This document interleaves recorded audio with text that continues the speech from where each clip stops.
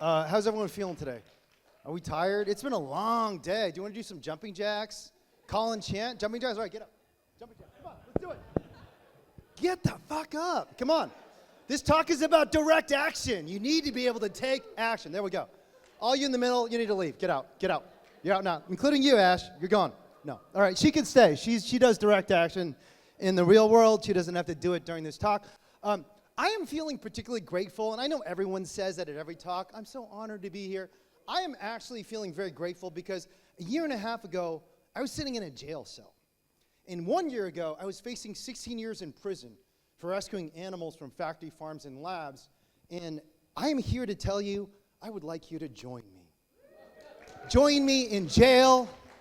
Join me in facing prosecution. Join me in facing allegations of terrorism. Because in one of the most important victories of my life, and I've had some big ones, we banned fur in California, we investigated a slaughterhouse in China that slaughters dogs for the first time in, I think, Chinese animal rights history. But this is probably the single victory I'm most proud of because we went from being accused of terrorism and facing potentially 60 years in prison after the FBI sent over a dozen agents across state lines to accumulate evidence and even go after the 2 piglets we saved. We went from there to shutting down the largest factory farm in the United States of America. And in this talk, I'm going to tell you some of the secrets as to how this was done. But let me start with some backdrop. So Circle 4 Farms, the factory farm in question, slaughters about 1.2 million pigs every year. In terms of the size of the actual facility, it is almost twice as large as the entire city of San Francisco. And importantly, back in 2017, when we became interested in Circle 4 Farms, they had made a promise to the world. They had made a promise to the consumers that they would take mother pigs out of crates. But we were suspicious of this. We looked at satellite imagery. We talked to some of the employees who said, it seems like there's not a lot of renovation happening at this farm. And we walked into Circle 4 Farms. What we found was thousands upon thousands of mother pigs in crates and not a single mother pig in group housing. And the devastating consequences, especially for the babies, are consequences like this. This was one of the many babies we found distressed, injured, sick, or already dead at Circle 4 Farms. In fact, surrounding this massive facility that's larger than the city of San Francisco, we found landfills that on an annual basis, were throwing away 2 million pounds of dead baby pigs. This is all being hidden from U.S. consumers. It's being hidden even from the U.S. government. And when we exposed it and took out 2 of the baby pigs and published this image in the New York Times, the largest newspaper in the country, arguably the most important publication in the entire world, published this photographs of us rescuing these pigs and said to the government, this company has been lying to us. This company has been violating the laws of the federal government and the state of Utah. This is what they did in response. The subjects of an investigation were not Circle 4 Farms or Smithfield Foods. The subjects in the investigation were yours truly, and the case type was animal enterprise terrorism. So when these charges came down in 2018, the lawyers we're working with in Utah were terrified. The lawyer I worked with, a wonderful woman by the name of Liz Hunt, said, this case is hopeless.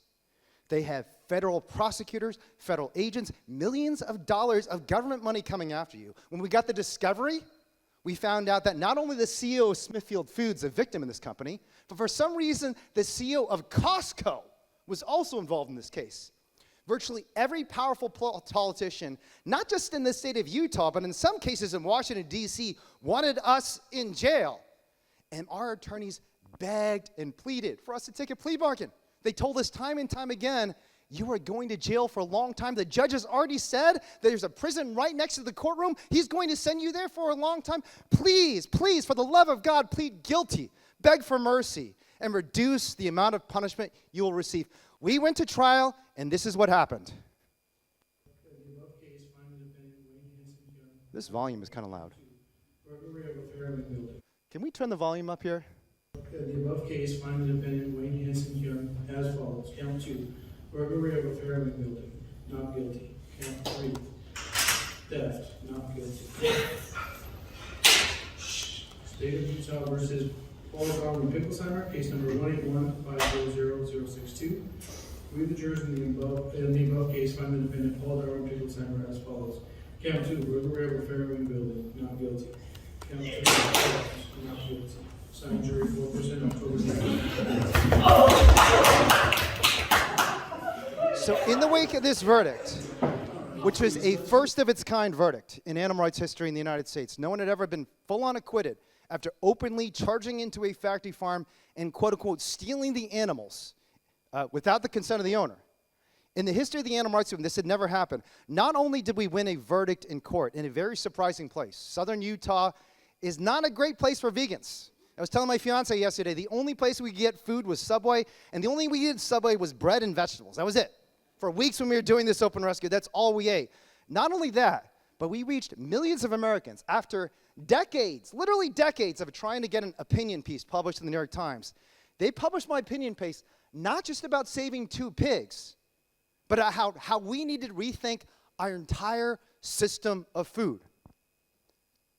And just a year after the verdict, Smithfield ended its contract with 26 contract farms. Circle 4 Farms scaled back its operations to the point that there are now only 200,000 pigs left in the state of Utah, when just 5 years ago, there were about 2 million.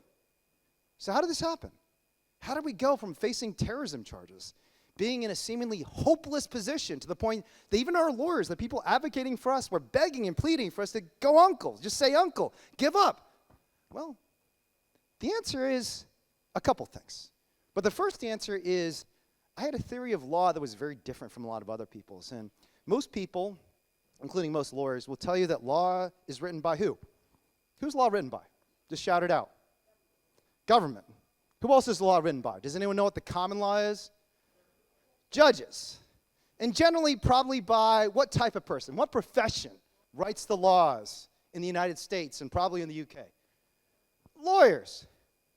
But who actually writes the law? I'm going to take you through a little journey across United States history. And while this is mostly US focused, because sadly I'm a stupid American who doesn't know anything about the UK or Europe, this history is just as relevant to the UK, to Europe, to people across the world. And what this history will show you is all those answers you and you and you gave me, all those answers are wrong. I'm going to show you who actually writes the law. Anyone know who this is? Who is this? Susan B. Anthony. And what was the movement Susan B. Anthony was most known for supporting? Women's suffrage. And was Susan B. Anthony a lawyer? She was not a lawyer. In fact, in 1870, when she went on trial for trying to vote, when it was illegal to vote as a woman in the United States, you were not even allowed to be a lawyer as a woman. And she changed the understanding of one word in the law. One word. Does anyone know what that word is? Person. Close. Very close. Citizen. Under the Privileges and Immunities Clause of the U.S. Constitution, no state may deny the privileges and immunities of any citizen of the United States. And she made the argument that, look, I don't care what all these old men in robes are telling me. I don't care what all you lawyers tell me. I am a citizen of the United States, and I have privileges you cannot deny. And she went out and not only said that, she took direct action. She embodied the change by trying to vote. She went on trial. She lost her trial. She was actually convicted of a crime for trying to vote. But a generation later, the entire nation agreed that women, as well as men, are citizens of the United States. And all of us know who this person is. Who's this person? Come on. Rosa Parks. And what was the word she contested in U.S. law? Anyone know? So remember the case Plessy versus Ferguson? Any fans of U.S. history? What was at issue in Plessy versus Ferguson? The word was equal. Equal protection under the laws. From 1868 until 1955, when Rosa Parks sat on that seat on a bus in Montgomery, Alabama, the United States government had said, separate can also be equal. Even if that means you have to sit in the back of the bus. Even that means you're not allowed to go to the same schools that we go to, drink from the same water fountains we drink from, do all the things that we take for granted as white people. You don't get those things, but we're going to still say that's equal. That was nonsense. But it was not old men in robes or lawyers who pointed out to the country and changed the definition of that term, equal. It was Rosa Parks in 1955, a woman, a non-lawyer, someone who just saw that the world needed to change, and took direct action to change. And then finally, these two individuals. Anyone know who these two people are? Anyone know what state this might be in? The necklaces might give you, you don't get to answer. You know this answer because you've heard me talk about this case before. Who are these people? Where do people wear, what are they called? These necklaces? I should know the term for this. Hawaii. Okay, and what happened in Hawaii in 1996? It was the first state in the United States of America to do what? Enshrine gay marriage. And you already know the word that they contested. What was the word they contested? Marriage. What does it mean to be married? Because marriage was a constitutional right that was given to all straight citizens of this country.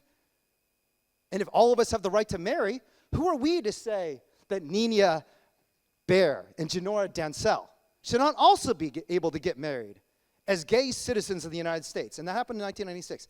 So in all these cases, it was not lawyers or old men in robes. It was ordinary citizens who saw some word, some concept, some philosophy being enacted by our legal system that they knew was not just wrong, it was unlawful, because after them all, we know that marriage can be between two women. We know that separate is not equal, and we know that women as well as men are citizens. We knew that in 1800, we know that today, but it took ordinary people and not lawyers to enact that change. And what are lawyers telling us today? What are lawyers in powerful positions telling us today? Well, I'm going to give you the exact argument the lawyer for the government, on behalf of the FBI and its dozens of agents, on behalf of the Utah Attorney General, who got personally involved. This is a case involving $42, and the highest officer of the entire state of Utah was intimately involved in this case. What was the argument they made? Imagine the use of the, Can we turn the volume up a little bit? imagine the use of the word rescue in some other context. Suppose you were in the grocery store and you saw a can with dents in it, and you thought to yourself, oh my goodness, that can has a dent. It has the potential of going bad. I better rescue that can, put it in my purse, take it out of the store. So the argument the prosecution literally made is that a piglet is like a dented can.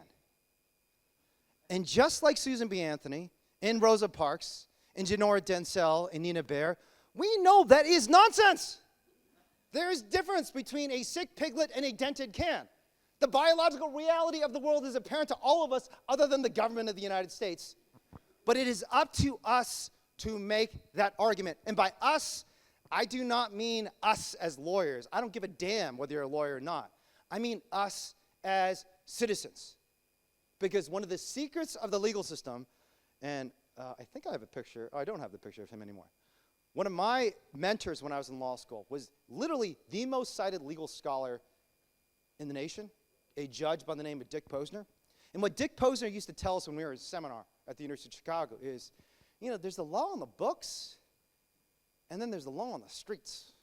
And the reality is, when I'm a judge, I usually make the decision based on what the law of the street is. And that was a surprisingly frank answer from a surprisingly frank judge. But this is a reality generations of activists have understood about the law, that we don't have to accept what other people say about the law. We don't have to accept the fact that rescue is a crime, that animals are like dented cans, or that animal cruelty laws are not good enough. We can simply say these animals are persons, and as persons, they have legal and even constitutional rights. And in contrast to the prosecutor's argument, this is the argument we make. Dad. Here we go.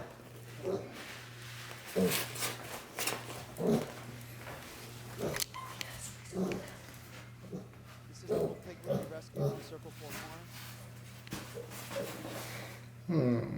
Poor sweetheart, your little foot hurts. Your little foot hurts, huh? Should we try the bath, the foot soak?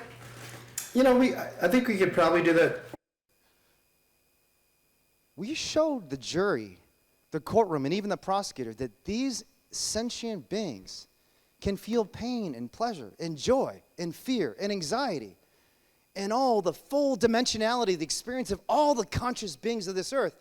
In the face of the prosecution's argument and the video footage that frankly just reaffirmed what every human being on this planet already knows, that animals are not things, even the jurors themselves not only acquitted us at trial, but wrote op-eds afterwards defending our right to rescue these animals from Circle 4 Farms. Arlen Carlson was one of the jurors. He's conservative. He's in southern Utah. He's probably never voted Democrat his entire life. But he sided with us because he believed that our argument that animals are persons, that animals are living beings of rights, was better than the government's argument that animals are just things. And for that reason, we won. So who writes the law? The law is written by you. The law is written by you. We are all the authors of the law. And if we are not willing to accept this and realize our own power to change the law, then we won't win. Okay. So when you decide that you have a better interpretation of the law and you go out and do some direct action, maybe get in some trouble, as I've gotten in some trouble, as Ben's gotten in trouble, there's other people, I think maybe Alistair, some other people here, gotten in a little trouble. The natural consequence of people who don't like your interpretation of the law is to do what? They're going to try and crack down, right?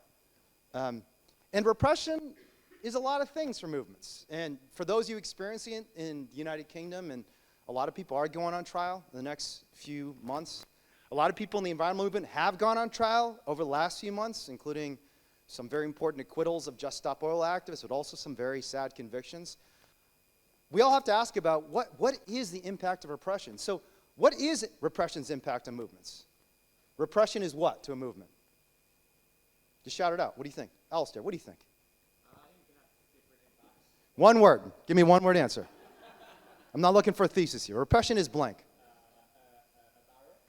Barrier. It often is. Any other guesses? What is repression? Greta. Helpful. Very close. You're on our legal team. That's not fair. All right. So I'm going to tell you what repression has actually done. All right. And again, we're going to take a walk through history together. It's going to be a little bit of a time traveling experience for us, because this is repression in 1963. This is the Birmingham campaign. Martin Luther King Jr. called it Project C, because it's all about nonviolent confrontation. One of the many things that's happened to Martin Luther King Jr. He's been whitewashed into seeming like just a guy who wore suits and gave sermons at churches. In fact, he believed in militant, nonviolent confrontation. As John Lewis says, Martin wasn't just a preacher. Martin was a revolutionary. And as a revolutionary, he mobilized thousands of people to get arrested and confront violent police like this. You know what happened with this oppression? People didn't go home scared. They weren't deterred from doing further protests. It supercharged the movement to the point that 1 year after incidents like this unfolded in Birmingham, Alabama, 250,000 people marched on Washington and did exactly the same thing. And within months after that march on Washington, the Civil Rights Act of 1964 was passed, and people like me and many of you in this audience who are not white finally had our civil rights. Repression caused this. What about free speech and the anti-war movement? So Tor was recently a graduate student at the University of California, Berkeley. So do you know where this is, Tor? It's UC Berkeley, but do you know specifically where this is? Starts with an S? Sproul Hall. This is quite possibly the most famous university protest in American history, at the most famous site for university protests called Sproul Hall. It's a main administration building where all the administrators gather at Berkeley. And what is this an image of? Does anyone know what this is? What is that car? It's kind of hard to tell in this photo. Does anyone know what that car is? Any guesses?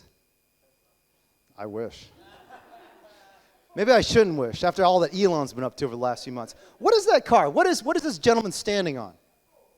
It's a police car.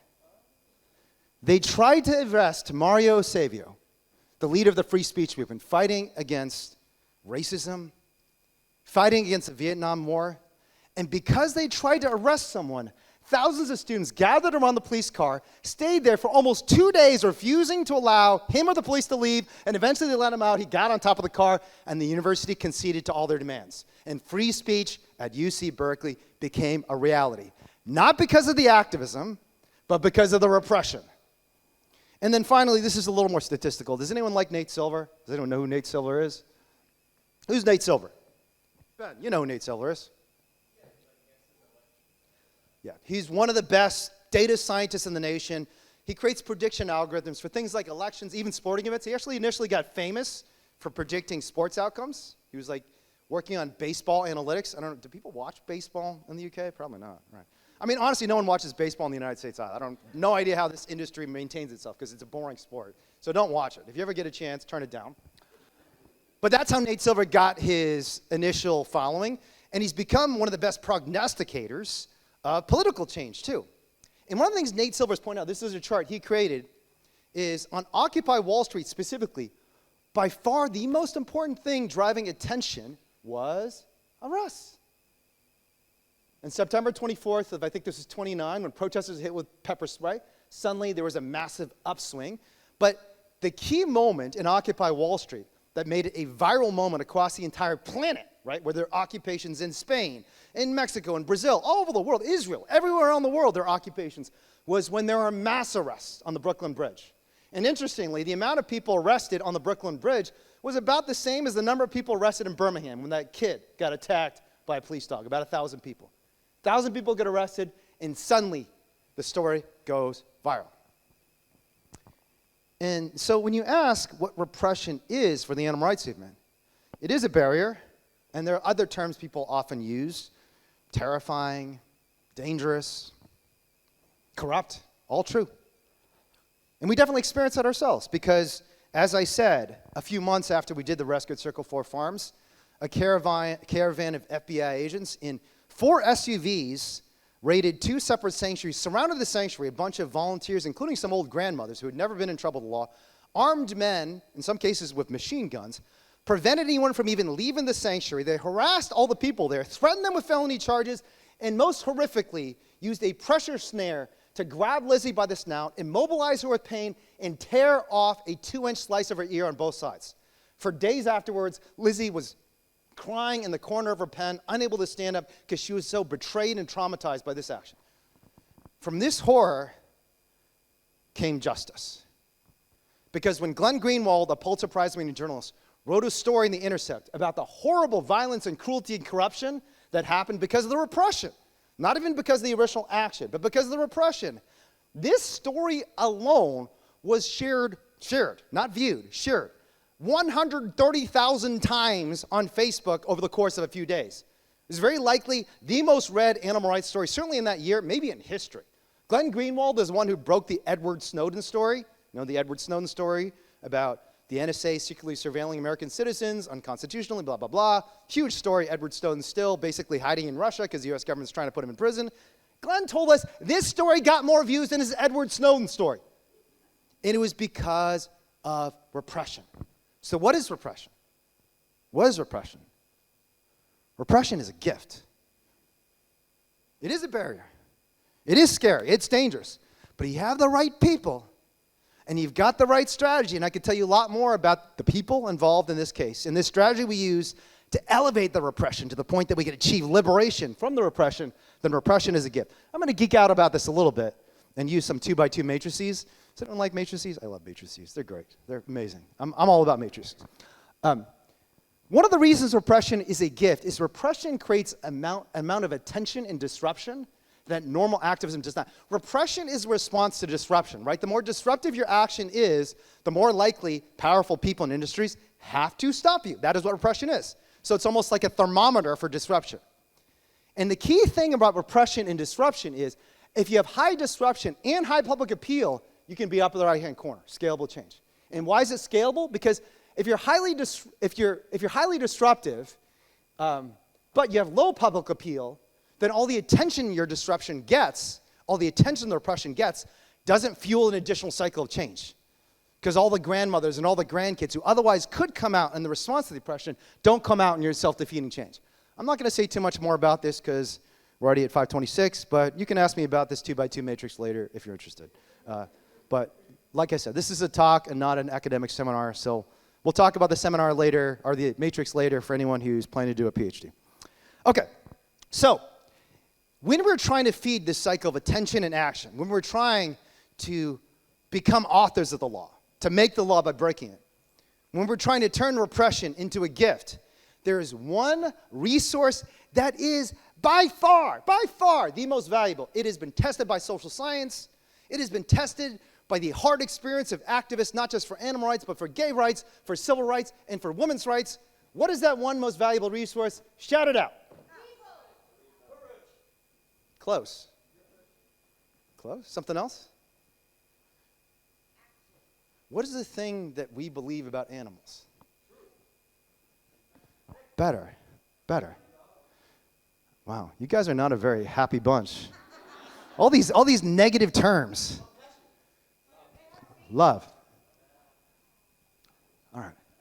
So why is it that these actions have so much appeal? Why is it that we're able to convince a jury of even conservative Utah citizens? And for the record, the county in which we were operating when we won that acquittal, with 8 jurors all saying, hey, we're going to side with that crazy Buddhist vegan from California over our own people in industry, that county, 25% of the people in that county worked for the company. The entire county collapsed after that open rescue, to the point that basically people had to move out of the county. They can't even live there because there are no more jobs. And the reason we were able to win is because it turns out that people love animals. They love animals, and this is our movement's most valuable resource. So there's a recent Pew poll showing that 97% of U.S. pet owners, and there are about 70% Americans who are pet owners. I'm using the language Pew uses. Obviously, we don't believe in ownership. We don't believe in pets, probably. Replace pet owner with animal guardian, okay? 97% of animal guardians, and this is much higher than even 15 years ago. In 2006, Pew did a similar survey, finding the percentage was about 80%, right? But 97%. You don't do a poll anywhere other than Russia where you get higher than 80%. Like, you just don't. It doesn't happen. It doesn't exist, except for animals. 97% say pets are part of their family, and about half say the pet is as important as any human family member. This is an incredibly powerful resource for our movement. White people did not like black people this much in the 1960s. Straight people did not like gay people this much in the 1990s. And I can tell you, men probably still don't like women that much. So I'm sorry. That was totally politically incorrect. I said it. I'm in trouble now. Don't cancel me, please. No, I'm just kidding. Obviously, men in the room, don't we all love women? We love women. Okay. I love my fiance. I love everyone. Okay. But interestingly, it is not just that people say that they love their pets are part of the family. There have been a couple studies done recently, one by Paul Bloom, who's one of the most famous psychologists in history at Yale, and it's been replicated now by YouGov that did a follow-up survey asking this question. When asked to choose between saving the life of one human being and one animal, and the initial animal used, interestingly, was not a dog, was a pig, what Americans choose? So what percentage of Americans do you think chose the pig? Say again? Not that high. So I think I'm giving things away. So I think most people would have probably said, almost nobody would. I mean, would even vegans say this? But even for a pig, 10% of Americans said, you know what, I think I'll choose the pig over a human. And you change that to dog, it goes to 20%. It doubles. So it's like basically 20-70 with that 10% saying, I don't know. But here's the key point. When you ask them if they'd choose their dog or another human being, it's basically even, equal. And this is our aspiration, species equality, right? This is the first chapter of Peter Singer's book, Animal Liberation, is literally all animals are equal. And Peter Singer was on my podcast recently saying, man, we've fallen so far short of this. Maybe we have, but there's one area we haven't. And that's when Americans love the animal at issue. And when it comes to my dog or my cat, or maybe even my bunny or fish, I'm going to choose that dog or cat because of the power of love. And there's statistical research behind this. If you look at mobilization and activism, sorry for the fancy chart. I said I wasn't going to do an academic seminar, but I'm going to show you one regression table. Promise you, it's the only regression table in this talk. When you look at what actually inspires people to act, this is probably the chart for anyone who's mobilizing activists that is more important than any chart that has ever been made in the history of activism or social science research. This is done by someone who is my friend, a mentor, a Stanford sociologist, now emeritus, named Doug McAdam, who's a pioneer in the field of empirical social science. For those of you who don't know what empirical social science is, social science for a long time was about stories and anecdotes and maybe a few case studies. There's some people are trying to use data, and especially as we have an increasing amount of data out there in the world, right? AI, big data, all that stuff. You can actually do interesting studies like this. And what Doug did is he found an incredible data set of all the people that applied to be a part of the Freedom Summer, this incredibly inspiring direct action campaign in Mississippi in the 1960s, and found what is it that caused some of these people to risk their lives, to do this thing that was incredibly transformative. The Freedom Summer is widely understood as one of the most effective and powerful campaigns in the civil rights movement's history, following up in Rosa Parks and mobilizing thousands of people in the Mississippi to register people to vote. And he found there was one factor above all others that drove people to act. And the red dot says it all. A strong tie to someone else who's involved. That's all it took. That dependent variable coefficient, 0.6, that is a sort of number you don't see in social scientific studies. That's an effect size that you don't see in academic research. Like if you get a 0.02, 0.01, like a 1%, 2% effect, 60% difference. 60% difference. Just from having someone you have a strong tie, someone you love. Love changes people.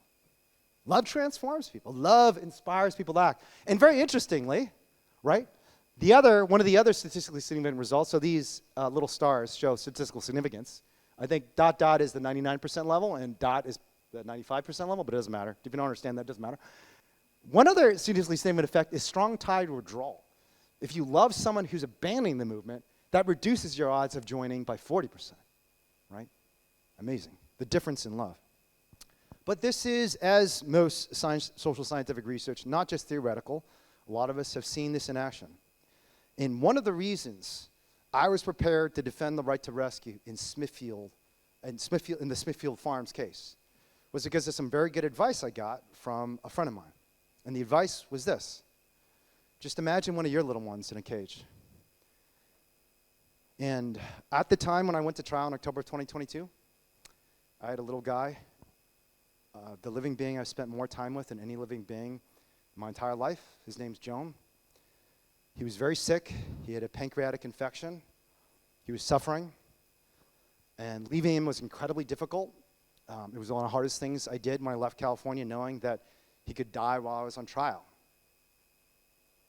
He could die and I would never see him again. The person I'd spent more moments with, I'd cried more tears with, I'd given more hugs to and kisses to than any living being on this earth. And as hard as that was, the advice I got was, remember, Lily is just like Joan. She was just like Joan. And she was. And so I looked at these two images every morning before I went to trial. Every morning when I saw the power of the state, the millions of dollars used by these multinational corporations to accuse me falsely of terrorism and try to put me in prison. And I just thought about how it would feel if it were not Lily, but Joan in that cage. And the job was easy. I knew what to do. And so did the people in that courtroom. So what is the movement's most powerful resource? It's love. And we often think about the legal system as being one that's dry, that's emotionless, that's reason-based. I'll tell you, all the evidence that indicates how juries make decisions, even how judges make decisions, is it's not based on reasons or facts or laws. It's based on emotions. And the most powerful, positive emotion in the history of this planet, and this extends far beyond human beings to the other sentient beings of this earth, the most powerful emotion is love. And if we can animate our actions, if we can respond to the repression with love, which is what I did, I thank the prosecutors for giving me the opportunity to advocate for Lily in court. I thank the CEOs of the company and asked them to sit down with me and have coffee with me. They turned me down. For giving me the opportunity to defend the right to rescue. And every day, I thank Lily and Lizzie and Joan for giving me the best thing that anyone can hope for in a good life, the gift of love.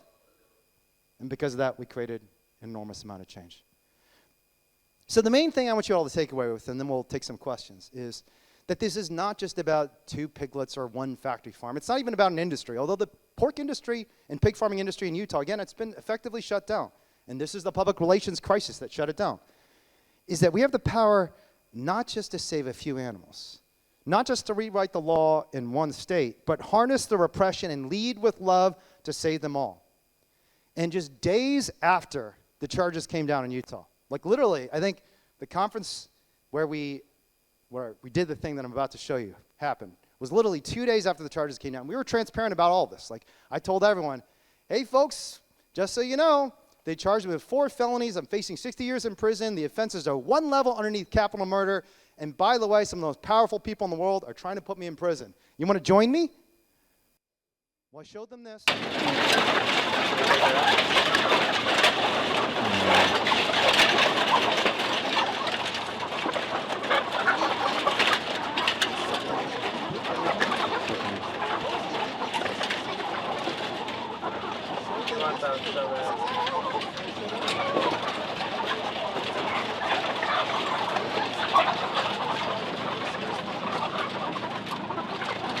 About 500 people.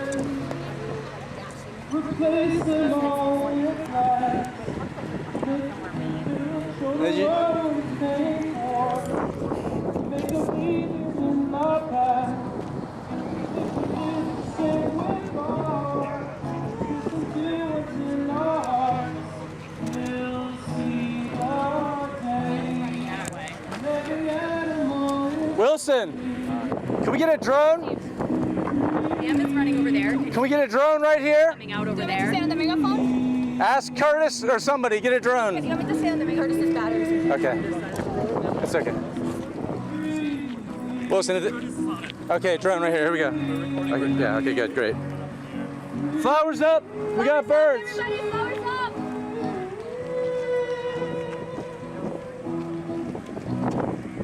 Fuck yeah. Everybody on that side. and replace them all with lies. Show the world what they for. Make them leader in the past. If we did the same with God, listen to what's in our hearts. We'll see the day. Never Keep the entrance clear. free. We can tear down those brick walls and replace them all with lies. Show the world what it's made for. Make them leave it in the past. On the things we see that's true. It'll change the way we feel. So 1 week after some of the most serious felony charges, terrorism charges, were filed against me and my 5 co-defendants, 500 people had the confidence and the courage and the love to walk right into another factory farm in broad daylight and take 37 huddling, abused animals out into daylight for the first time in their lives. This is the power of direct action. This is the power of repression when strategically handled, and this is the power of our love when we bring our love to life. And today, I'm asking all of you to harness this power, to see the power you have in your hands, the power we have in our hands together to bring all the animals, not just the 2 piglets we saved from Circle 4, not just the 37 we saved from Sunrise Farm just a week after the charges were filed, but all of the 100 billion plus animals confined in cages and chains across the entire planet Earth. It can happen, but it depends on us.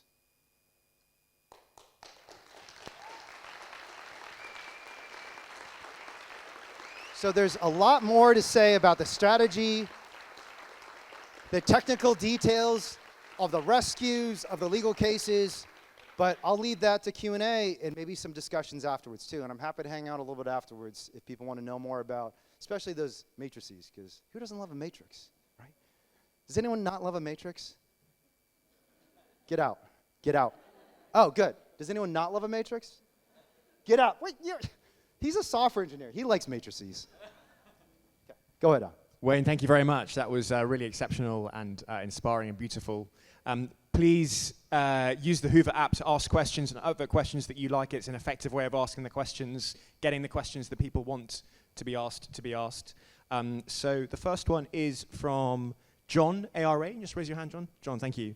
Are ag-gag laws not in direct contradiction to the First Amendment? They are, and they're an opportunity for change. We saw the ag-gag laws. So one thing about the Circle 4 investigation, I didn't even talk about the ag-gag law, but Utah was actually one of the states that had an ag-gag law in place at the time. And partly for that reason, all the more traditional nonprofit organizations stopped doing work in Utah. And we had a very different perspective, partly because we're like a ratty grassroots nonprofit that, honestly, at that point, I don't even know if we had nonprofit status. It was just like a group of merry vegans who wanted to rescue animals. But we saw it as an opportunity and not a threat. I mean, it was a threat too, but no risk, there's no reward. No sacrifice, there's no gain. And we knew that if we went and directly challenged these ag-gag laws, we would get not just animal rights activists, First Amendment lawyers, civil libertarians on our side, and that's exactly what happened. Just a few months after the open rescue at Circle 4 Farms, a federal judge and a Republican federal judge ruled that the ag-gag law in Utah is unconstitutional and struck it down. So yes, they're unconstitutional. The only way to strike them down is to challenge them. That's exactly what we did, and we struck them down all over the country. We will continue to strike them down until every ag-gag law in the country is gone. Whoa. Does everyone know what the ag-gag laws are? Raise your hand if you need a quick explanation of ag-gag laws. Okay, quick explanation of ag-gag laws. In the United States, we have an amendment, a first of the Bill of Rights called the First Amendment, which gives you the right to free speech. Ag-gag laws are laws that criminalize the publication or sometimes the taking of photographs on factory farms. And that's totally unconstitutional because part of speech is the ability to publish the things you've seen, including the photography.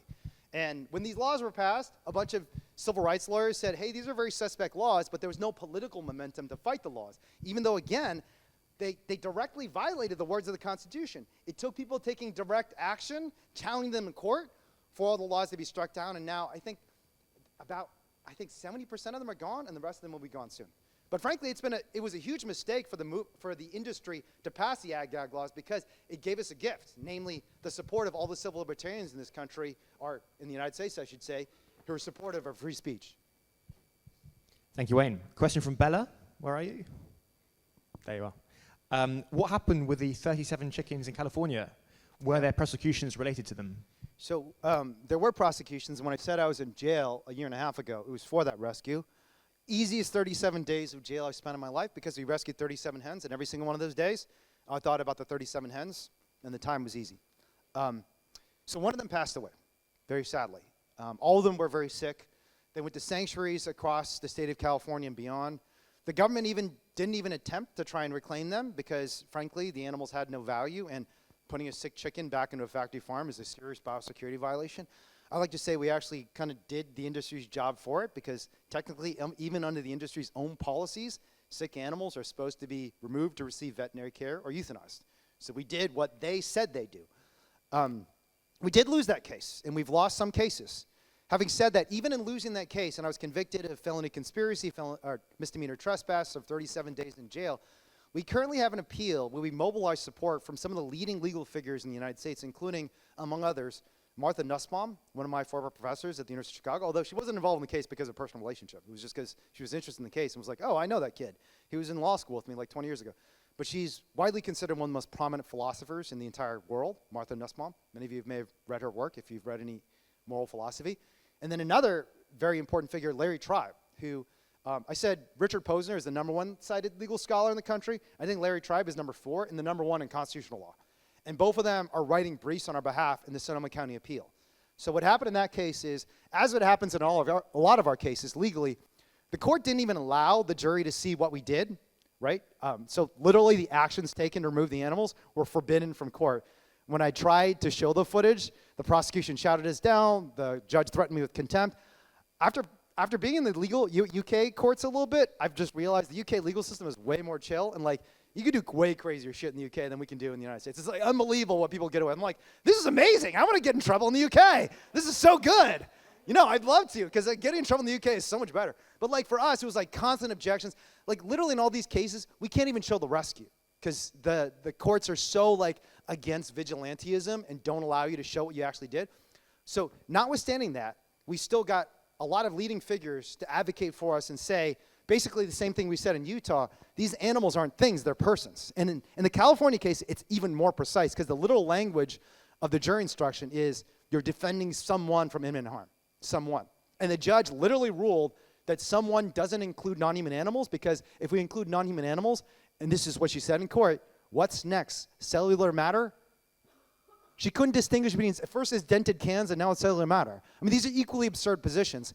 And so you have leading figures in the law, including one of the most cited constitutional law professors in the country, now defending the animals, partly because he sees the liberty interest at stake. And this is a way for us to leverage our liberty to create liberty for the animals. Because even people who are not concerned about the animals' freedom, when they see a private citizen potentially going to prison, or having already gone to jail in my case, merely for giving aid to a sick and dying animal, there's something in their brain that says, this doesn't compute. This doesn't make sense. Even just as someone who believes in democracy and human rights, this makes no sense to me. And this is the way movements have achieved success for generations. This is why the Birmingham campaign was so successful, because they saw so many otherwise sympathetic, nonviolent people, like that young kid in Birmingham getting assaulted by a police dog, and said, no, I'm not going to be on the side of the guy assaulting the kid. I'm going to be on the side of the kid.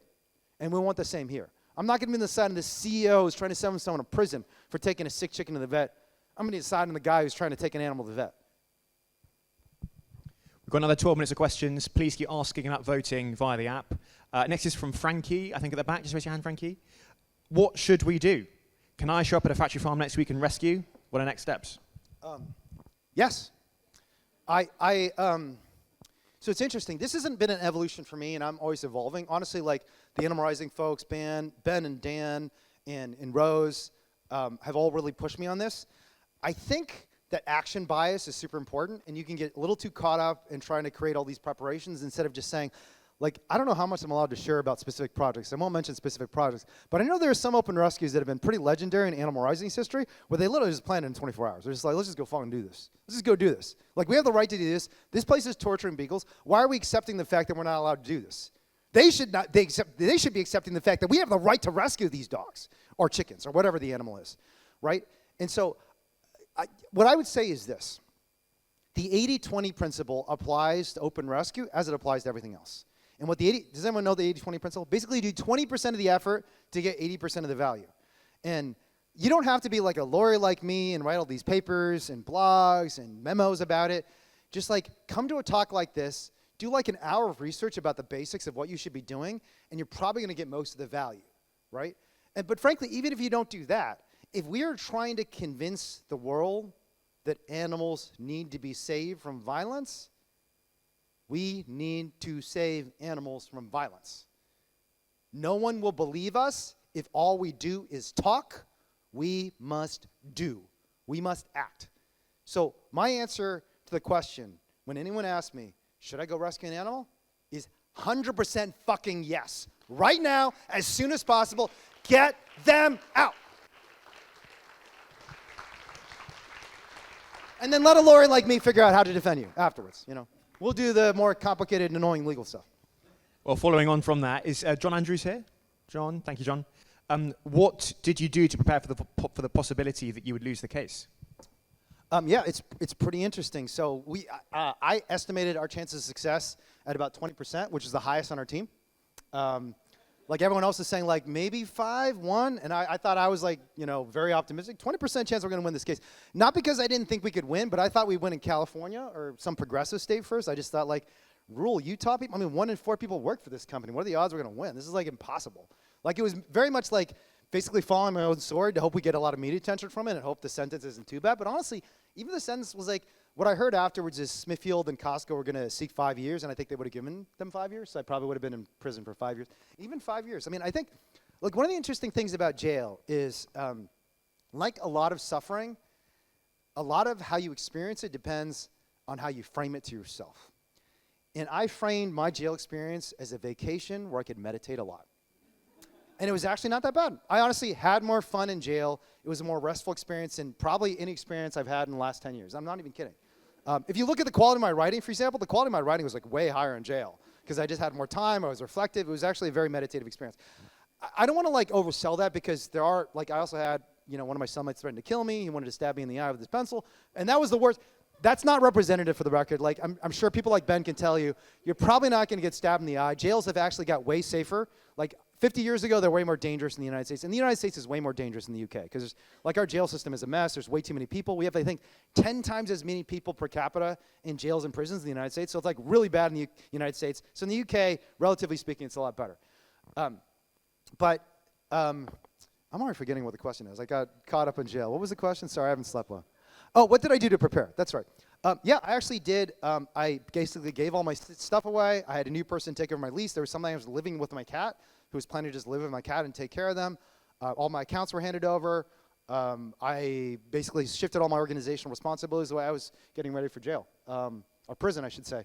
And it was just, it was kind of annoying logistical enterprise to shift things back to being free afterwards. So that's probably the most frustrating thing about the entire trial was the fact that I wasn't in jail and I had to figure out how to like get all, so because they like changed all my account passwords. I'm like, I can't even get into my accounts anymore. You guys changed all my fucking accounts. I can't get into my email.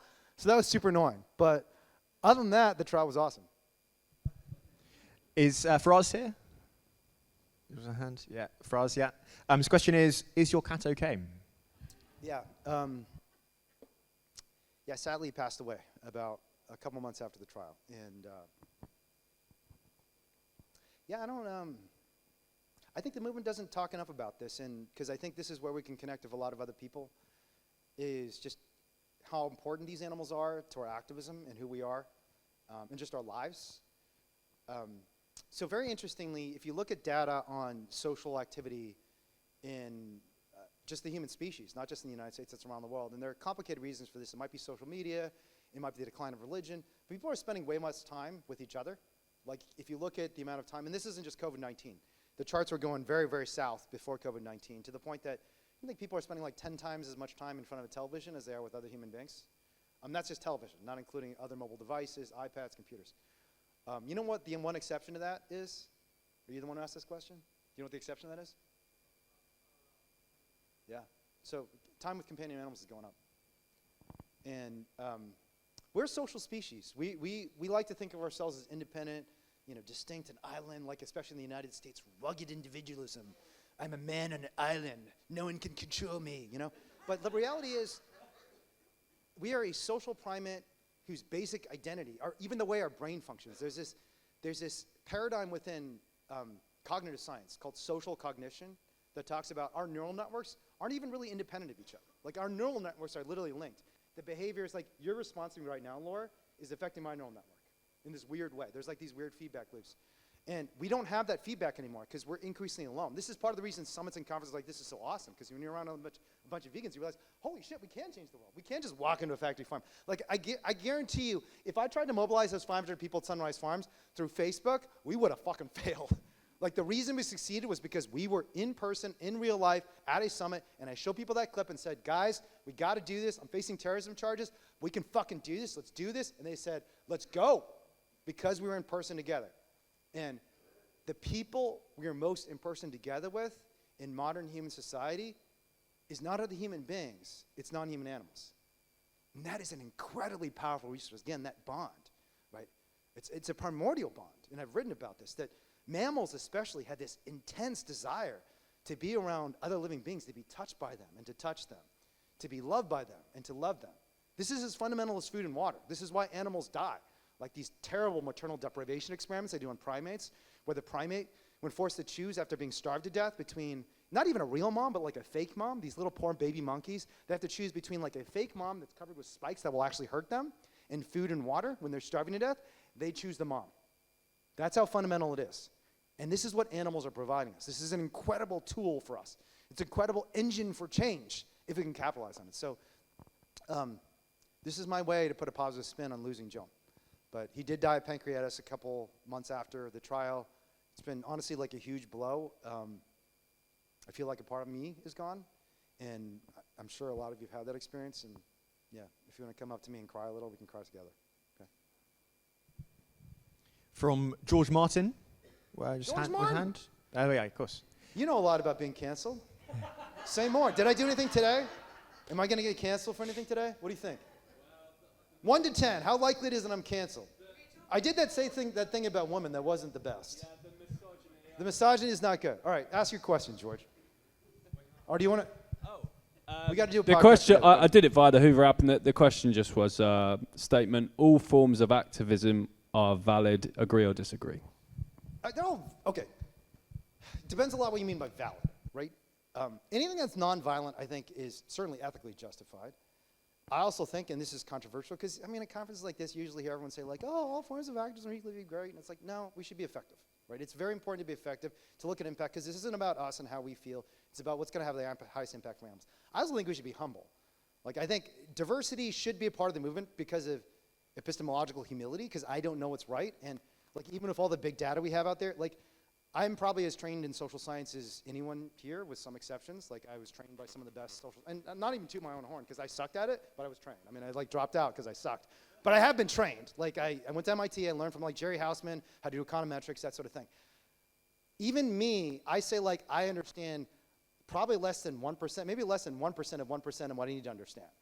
And for me to go out there and tell you, like, I think this strategy is a good one. I also think there are a lot of other good strategies people should be pursuing, but everything we should do should be heavily linked to impact and outcomes. Because at the end of the day, this isn't about us and how we feel. It's about what's going to get the animals out of those cages. And if what you're doing isn't getting the animals out of the cages, and you see that, stop doing it. Okay? Sorry, that's controversial, but... Got time for one more question from Sizwe. Forgive me if I mispronounce your name. Where are you? Sizwe, thank you. Sizwe. Oh, shit, I talked to you earlier. Cool. How can we make sure existing animal rights laws are enforced in the industry? Yeah, you know, this is a question for Animal Equality and the Animal Law Foundation even more than me. I mean, I agree with, so for those of you who don't know, Animal Equality and the Animal Law Foundation issued a report in the UK 2 years ago. Does anyone know? Ben, do you know? When was this report? 2 years? It was something like that?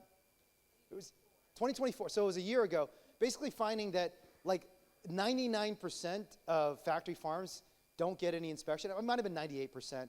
And even the inspections that happen, it's like 1% of the cruelty violations actually lead to any sort of enforcement action. So there's like virtually no enforcement at all.